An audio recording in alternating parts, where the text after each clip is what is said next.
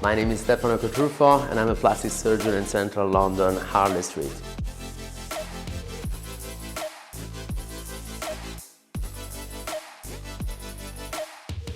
As you know, buttock augmentation by fat injection has been one of my main specialties, and so far I performed way more than 400 cases, almost 500. Today is more than 10 years since I started operating buttock augmentation with fat injection, with or without implants. I thought it was good to look back at my notes and how I changed my technique so far. And this is a report about all the essential elements which made the procedure faster and safer. Well, first of all, the procedure itself today is performed mainly under deep sedation and rarely under general anesthesia. Of course, if it is combined with a tummy tuck or with a silicone implant, then a general anesthesia is preferable just because the procedure will take longer. The procedure, however, never takes longer than 2 to 3 hours. And usually patients are allowed to go home on the very same day, but certainly they are forced to start mobilizing as soon as possible, so there is no rest in bed for that. The recovery after the procedure then becomes much faster because now patients keep mobilizing. And as I said in many other videos, early mobilization, lymphatic drainage massage, arnica tablets, and obviously keeping the compression garment on are the crucial point in order to have a faster recovery.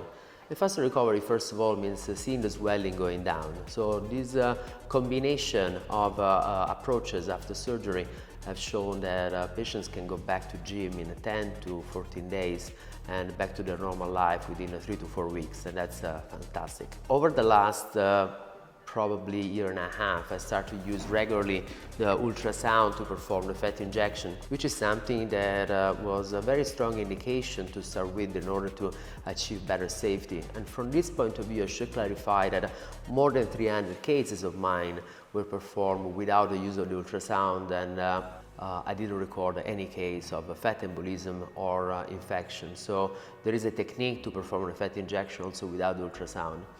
But what is the good point? What are the advantages of using this instrument? Well, since I started, I think that my results are better because I started injecting more fat into the deep layer rather than the superficial one. I can be more consistent. And by injecting into the deep layer, the result is also more natural because the buttock moves in a way that is more natural. Basically, you're not overstretching the skin. And by using ultrasound, I can also follow all quadrants of the buttock. So since I'm using this, I'm more efficient in feeling better the upper pole or down to the hips or the central compartment of the buttock.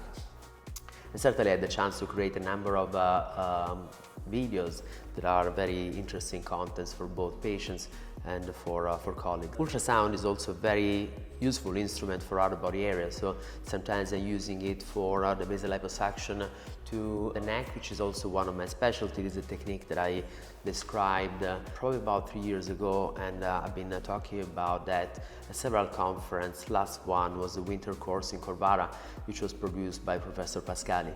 It was a fantastic conference. So I can use the ultrasound in order to show that my cannula is superficial to the platysma in most of the neck, and how instead I go deeper to platysma up to the very floor of the mouth on the deep neck on the midline, and that's thanks to the use of the ultrasound.